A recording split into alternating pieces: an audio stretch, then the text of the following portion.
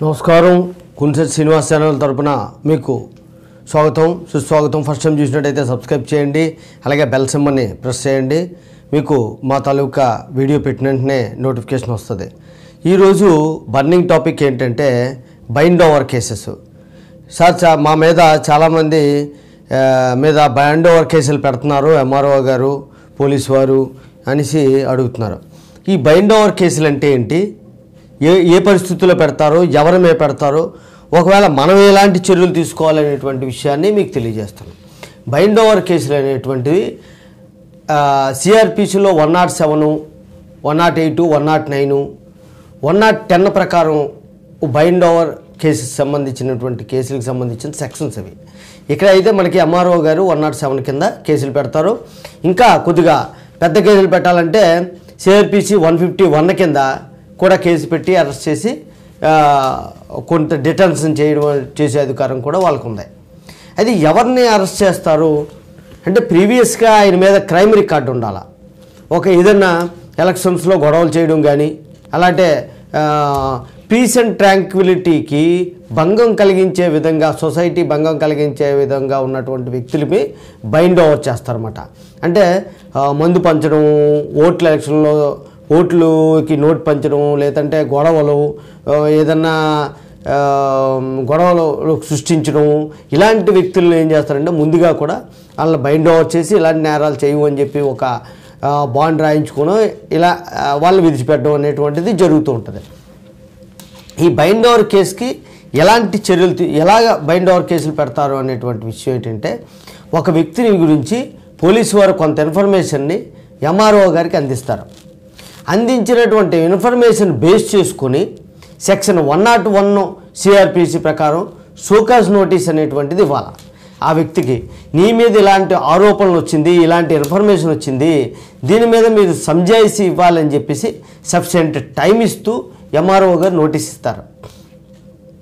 ఆ నోటీస్కి ఆ వ్యక్తి సరైన సమాధానాన్ని ఎంఆర్ఓ గారి ముందు పెట్టాలి. అలాగ సాటిస్ఫై అయితే మీ మీద బైండ్ ఓవర్ కేసులు అనేటువంటిది పెట్టరు. ఒకవేళ సాటిస్ఫై కాకపోతే అప్పుడు బైండ్ ఓవర్ కేసు పెడతారు. సెల్ఫ్ బాండ్ మీద కానీ, లేదా కొన్ని పరిస్థితుల్లో ఒకలో ఇద్దరితో షూరిటీ తీసుకొని కానీ వదలడం అనేటువంటిది జరుగుతుంటుంది. ఎగ్జిక్యూటివ్ మేజిస్ట్రేట్ హోదాలో ఆయన ఈ బైండ్ ఓవర్ కేసులు అనేటువంటి పెడతారు. అది ఎవరి మీద పెడితే వాళ్ళ మీద బైండ్ ఓవర్ కేసులు పెట్టవచ్చా అంటే అలా పెట్టడానికి లేదు. ముందుగా మాత్రం ఖచ్చితంగా 101 షోకాజ్ నోటీస్ అనేటువంటిది, 101 సిఆర్పిసి ప్రకారం షోకాజ్ నోటీస్ అనేటువంటిది ఇవ్వాలి. ఇచ్చిన తర్వాత ఆయనకి సఫిషియెంట్ టైం ఇవ్వాలి. దాని సమాధానం చూసి అప్పుడు మాత్రమే బైండ్ ఓవర్ కేసులు అనేవి పెట్టాలి.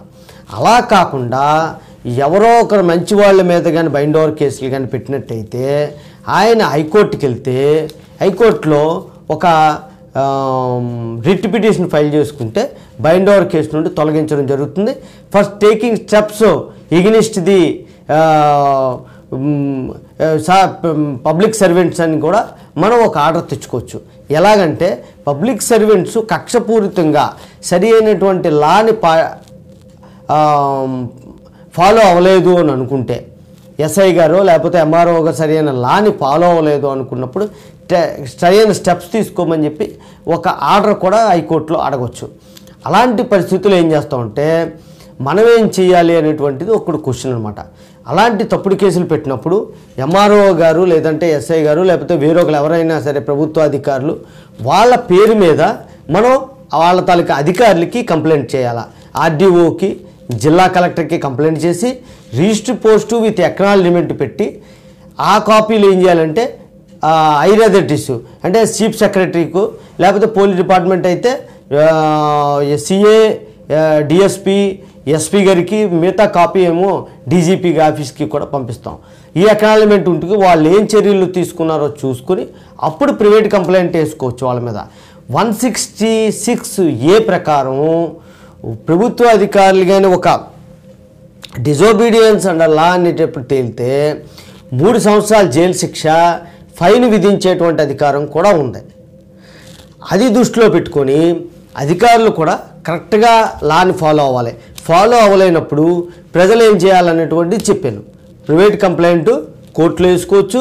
ముందుగా మీరు మాత్రం ఖచ్చితంగా వాళ్ళ పేర్ల మీద ఫలానా వ్యక్తి ఈ హోదాలో ఎంఆర్ఓ ఎక్స్ అనేటువంటి ఎంఆర్ఓ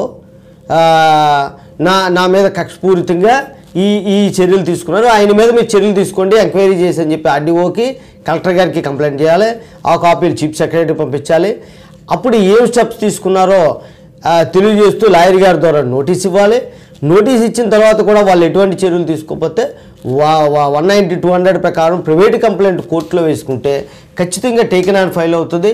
వాళ్ళు కోర్టుకు రావాలి, కోర్టుకి సమాధానం చెప్పాలి. సరైన సమాధానం చెప్పకుండా వాళ్ళకి కానీ శిక్ష పడినట్టయితే 3 సంవత్సరాలు జైలు శిక్ష, ఫైన్ పడేటువంటి అవకాశం ఉంది. బైండ్ ఓవర్ కేసులు ఎవరి మీద కట్టినప్పటికీ 107 కింద ఆ బైండ్ ఓవర్స్ కేసులకి సోకాజ్ నోటీసు, దానికి సఫిషియెంట్ రిప్లై ఇవ్వాలి. ఎవరి మీద పెడితే వాళ్ళ మీద కట్టడానికి లేదు. ఇప్పుడు నేను చెప్పినటువంటి విషయాలు చాలా జాగ్రత్తగా దృష్టిలో పెట్టుకొని హైకోర్టు, సుప్రీంకోర్టు చాలా జడ్జిమెంట్లు ఇచ్చాయి. అవన్నీ కూడా దృష్టిలో పెట్టుకొని ప్రజలు కూడా పీస్ అండ్ ట్రాంక్విలిటీకి భంగం కలిగించినట్టయితే వాళ్ళ మీద కూడా చాలా సీరియస్గా పోలీసు కోర్టు కూడా యాక్షన్ తీసుకుని శిక్షలు విధించేటువంటి సంఘటనలు చాలా జరిగాయి. అలా కాకుండా పీస్ అండ్ ట్రాంక్విలిటీకి ఎక్కడ ప్రజాశాంతికి భంగం కలిగించుకుంటా ప్రజలు ఉండాలి. అలాగే రాజకీయ ఒత్తిళ్ళకో ఇంకోదానికి అనుకుంటా ప్రభుత్వ అధికారులు ఉండాలి. ఎందుకంటే వాళ్ళకు కూడా పనిష్మెంట్ ఉంది. 166 అమెండ్మెంట్ చేసి కింద పెట్టి వాళ్ళకు కూడా శిక్షలు విధించేటువంటి అమెండ్మెంట్ కొత్తగా చేయడం కూడా జరిగింది. ఈ వీడియోని దృష్టిలో పెట్టుకొని మీకు అందరికీ ఉపయోగపడింది. ఈ బర్నింగ్ టైం కాబట్టి బర్నింగ్ టాపిక్ అనేటువంటి తీసుకొచ్చు. ఇది అందరికీ కూడా ఉపయోగపడేటువంటి వీడియో. మీ ఫ్రెండ్స్కి అందరికీ షేర్ చేయండి. మీ తాలూకా డౌట్స్ ఏమన్నా ఉంటే మీ దగ్గరలో ఉన్న లాయర్ గారిని సంప్రదించండి, లేదా నా కామెంట్ బాక్స్లో పెడితే నాకు తెలిసిన సమాధానం నేను తెలియజేస్తాను. జై హింద్.